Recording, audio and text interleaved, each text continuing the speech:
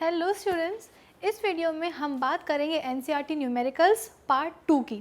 Previous video में हमने NCERT numericals solve करना स्टार्ट किया था और वो था पार्ट 1। आज उसी को कंटिन्यू करते हुए हम पढ़ेंगे पार्ट 2।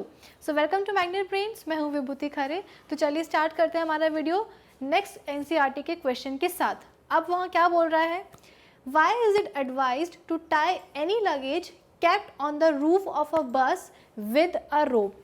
जब भी आप बस में ट्रैवल करते हो, ऊपर जब आप लगेज रखते हो तो हमेशा ये एडवाइस किया जाता है कि भाई लगेज को अगर आपने रखा है तो उसे हमेशा एक रस्सी से बांध के रखो। क्यों बांध के रखो भाई? ऐसा क्या हुआ कि लगेज को हमेशा बांध के रखने की ज़रूरत पड़ती है? दरअसल क्या है, यहाँ पे भी इनर्शिया ही यूज़ हो रहा है। क्यों? क्योंकि आपकी बस जब मोशन में है, ठीक है, तो उसके अंदर जो लगेज रखा हुआ है वो भी मोशन में है। अगर अचानक से बस रुक गई तो आपका जो बस है वो तो रुक जाएगी, लेकिन आपको जो लगेज है वो भी क्या रहेगा, उस समय मोशन पे रहेगा। मोशन पे रहते रहते कहीं वो उस कैरियर से निकल के नीचे ना गिर जाए और किसी को चोट ना लग जाए, इसीलिए बोला जाता है कि हमेशा उसको बांध के रखो। फिर क्या हो गया, अगर आपकी जो बस है अगर वो रेस्ट पे थी, आपका लगेज भी रेस्ट पे है, अचानक से जो है ना गाड़ी चलने लगी, बस चलने लगी, आपका लगेज क्या रहेगा, रेस्ट पर ही रहेगा, उसको जर्क फील होगा। तो ऐसा ना हो कि वो नीचे गिर जाए। तो ये जो भी कुछ हो रहा है इनर्शिया के कारण हो रहा है। इसीलिए सजेस्ट किया जाता है कि जब भी आपको बस में ट्रैवल करना है, लगेज रखना है, तो उसको हमेशा बांध के रखो। बांध के रखने से क्या होगा, वो बस के जो मोशन है उसी के अकॉर्डिंग चलेगा। कैसे?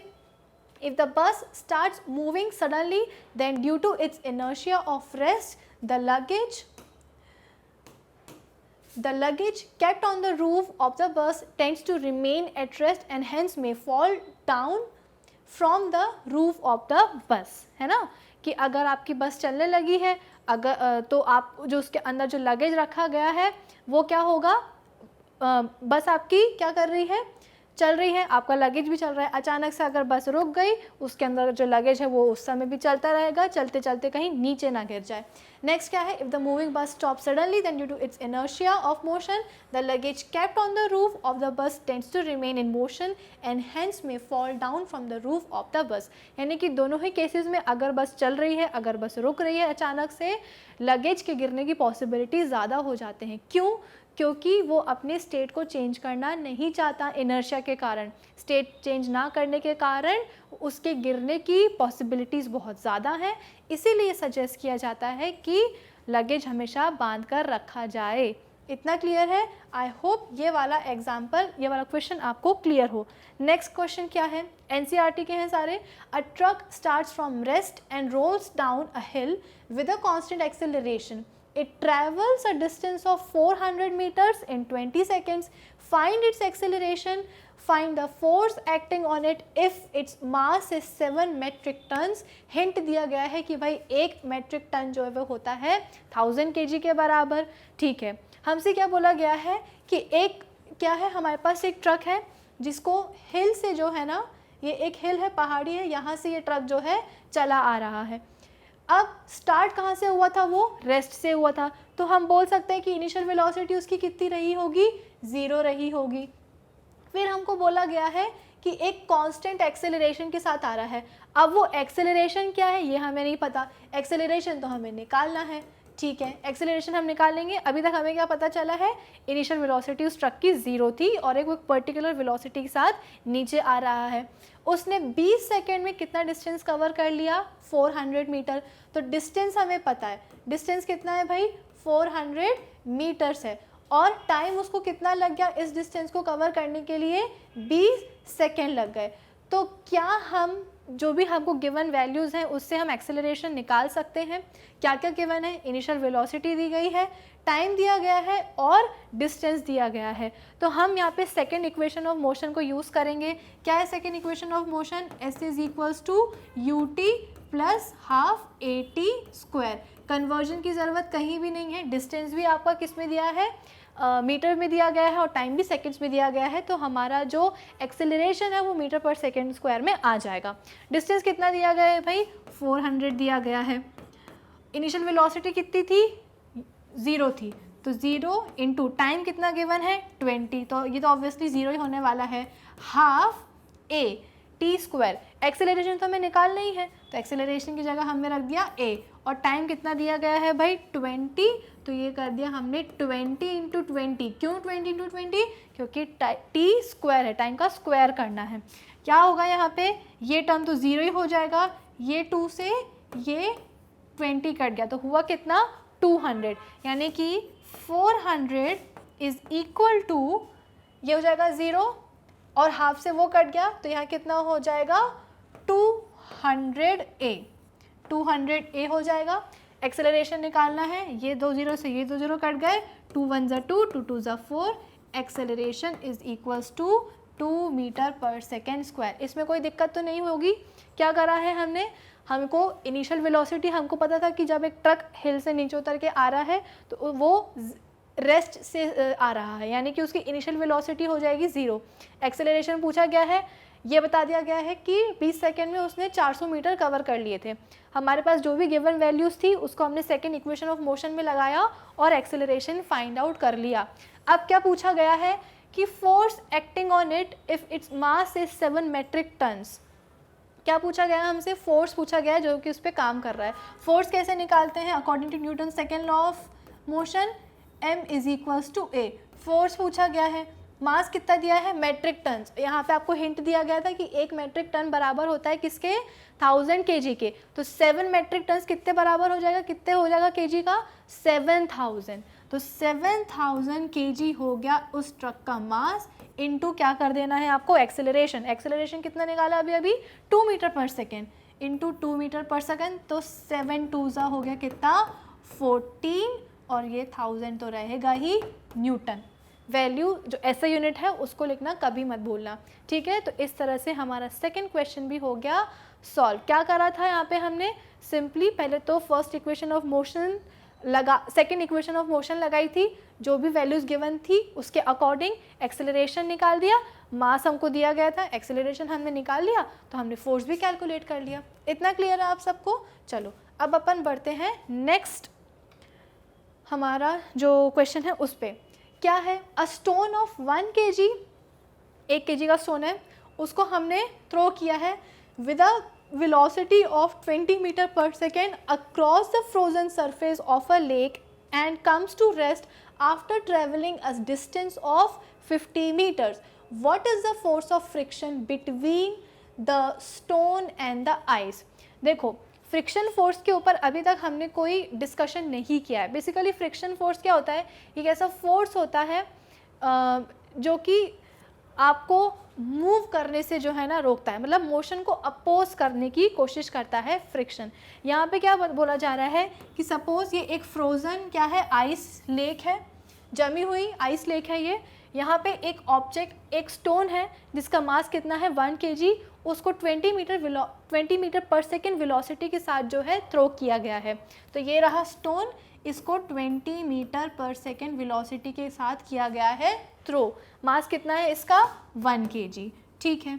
अब क्या हुआ कि थोड़ा सा डिस्टेंस यानी कि 50 मीटर, सपोज 50 मीटर के डिस्टेंस को ट्रैवल करने के बाद ये आ गया रेस्ट पे। अब हमसे पूछा जा रहा है what is the force of friction between the stone and the ice. Ice और स्टोन के बीच में फ्रिक्शन फोर्स कितना है। फोर्स कैसे निकाला जाता है भाई, फोर्स निकाला जाता है मास इनटू एक्सेलरेशन, ठीक है। मास हमको दिया गया है स्टोन का, हाँ दिया गया है 1 kg, एक्सेलरेशन हमें नहीं पता है, तो हम क्या करेंगे एक्सेलरेशन निकाल लेंगे। कैसे निकालेंगे, तो हमारी थर्ड इक्वेशन ऑफ मोशन को यूज़ करके। कैसे, हमें इनिशियल वेलोसिटी पता है कि 20 मीटर पर सेकेंड की वेलोसिटी से उसको थ्रो किया गया था, फाइनल वेलोसिटी कितनी आ गई 0। क्यों, क्योंकि वो रेस्ट पे आ गया। कितना डिस्टेंस ट्रैवल करके रेस्ट पे आया था 50 मीटर, तो v square minus u square is equals to 2as। Final velocity कितनी है 0 का square is equals to initial velocity कितनी है 20 का square is equals to 2, sorry ये माइनस होगा, माइनस 2 इंटू एक्सेलरेशन तो हमें निकालना ही है। डिस्टेंस उसने कितना ट्रैवल कर लिया था, तो ये हो गया 50 मीटर, कहीं कन्वर्जन की ज़रूरत तो है नहीं। यहाँ पे क्या हो जाएगा 20 इंटू 20 कितना हो जाएगा 400 इज इक्वल्स टू 50 इंटू 2 कितना हो जाएगा 100a। सही है ना, v square minus u square 2as लगाया है हमने, ये कितना हो जाएगा हाँ ठीक है। फिर इसके बाद में 400 इज इक्वल्स टू 100a, ये 0 से ये 0 कट गया तो एक्सेलरेशन आ गया 4 मीटर पर सेकेंड स्क्वायर। अब क्या करना है, मास दिया गया है, एक्सेलरेशन हमने निकाल लिया है, फॉर्मूला में रख दो f is equals to mass कितना है आपका 1 kg, स्टोन का मास था ना 1 kg, कन्वर्जन की ज़रूरत नहीं है ना, और एक्सेलरेशन कितना दिया गया हमने निकाल लिया 4, तो फोर्स कितना हो जाएगा भाई, force of friction between the stone and the ice will be 4 Newton's. इतना क्लियर है आपको, कुछ नहीं करना है। यहाँ पे भी हमने थर्ड इक्वेशन ऑफ मोशन लगाई, जो भी वैल्यूज़ गिवन थी उसके बेसिस पे, फिर इसके बाद में फोर्स का फॉर्मूला लगा दिया, वैल्यूज़ पुट कर दी, आ गया आंसर हमारा। आई होप ये वाला क्वेश्चन भी आपको क्लियर होगा। अच्छा हाँ, एक चीज़ मैंने यहाँ पे मिस कर दी, देखो final velocity minus initial velocity, ठीक है, यहाँ पे एक्सेलरेशन नेगेटिव आ रहा है, एक्सेलरेशन नेगेटिव, हमने शायद कहीं साइन की गड़बड़ी करी है, हाँ बिल्कुल करी है। ये क्या था v minus u square is equals to 2as, तो फाइनल वेलोसिटी तो आपकी 0 थी, इनिशियल वेलोसिटी कितनी आई -400 आई थी, कितनी आई -400 आई थी जब आपने इनिशियल वेलोसिटी का स्क्वायर किया था, ठीक है। फिर जब आप इसको कैंसिल आउट करोगे तो एक्सेलरेशन कितना आएगा -4 मीटर पर सेकेंड स्क्वायर आएगा। माइनस का क्या मतलब है, बॉडी रिटार्ड कर रही है, नेगेटिव एक्सेलरेशन, डिसेलरेशन, हम पहले ही पढ़ चुके हैं फर्स्ट चैप्टर में, क्या हो रहा था 20 मीटर पर सेकेंड की वेलोसिटी से, इनिशियल वेलोसिटी से ऑब्जेक्ट आ रहा था, स्टोन आ रहा था, अल्टीमेटली वो किस पे आ गया, रेस्ट पे आ गया, है ना, यानी कि वेलोसिटी चेंज तो हुई है तभी एक्सेलरेशन आया है, लेकिन क्या हुआ, ऑब्जेक्ट या जो स्टोन है वो स्लो डाउन हो गया, उसने अपनी स्पीड कम कर दी, ग्रेजुअली वो आकर के रुक गया, तो वहाँ पे एक्सेलरेशन कैसा होगा, नेगेटिव एक्सेलरेशन होगा। यानी कि ये एग्जाम्पल है किस चीज़ का, तो ये हम बोलते हैं ये है रिटार्डेशन का एग्जाम्पल। ये चीज़ हमसे मिस हो गई थी, साइन मैंने देखा नहीं था, लेकिन अभी जब साइन हमने देखा तो यहाँ पे हमको समझ में आया है कि भाई ये तो रिटार्डेशन का एग्जाम्पल है, तो देख के ही समझ जाना चाहिए था कि भाई गाड़ी स्लो डाउन कर रही है, यानी कि रिटार्डेशन का केस होगा, वेलोसिटी कम हो जाएगी। इतना क्लियर है आप सबको, आई होप ये वाला एग्जाम्पल अब आपको क्लियर हो गया हो।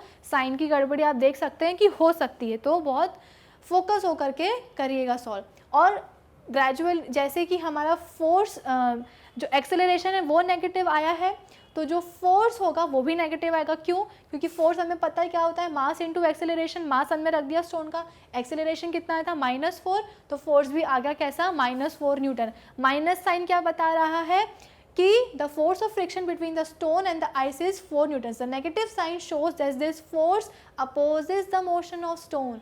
जैसे कि मैंने आपको बताया था कि फ्रिक्शन फोर्स क्या करता है, मोशन को अपोज करता है। अगर आप इधर जा रहे हो तो फ्रिक्शन फोर्स कहाँ लगेगा, इधर लगेगा, मोशन को अपोज करेगा। तो यहाँ पे भी क्या करा था हमने, जब हमने फ्रोजन आइस लेक के ऊपर स्टोन को 20 मीटर पर सेकेंड की वेलोसिटी से थ्रो किया था, तो स्टोन कहाँ जा रहा था, इधर की तरफ जा रहा था, और अल्टीमेटली जाकर के वो रुक ही गया था। हमने जो फोर्स कैलकुलेट किया है फ्रिक्शन फोर्स, उसकी वैल्यू कितनी आई है -4 न्यूटन, यानी कि स्टोन जा रहा था राइट साइड में, तो फ्रिक्शन फोर्स कहाँ लगा होगा बच्चों, लेफ्ट साइड में। आई बात समझ में, जो नेगेटिव साइन है इसकी कितनी ज़्यादा वैल्यू है ये अभी हमको समझ में आ रहा है जब हमने कैलकुलेशन में उसे मिस कर दिया, ठीक है।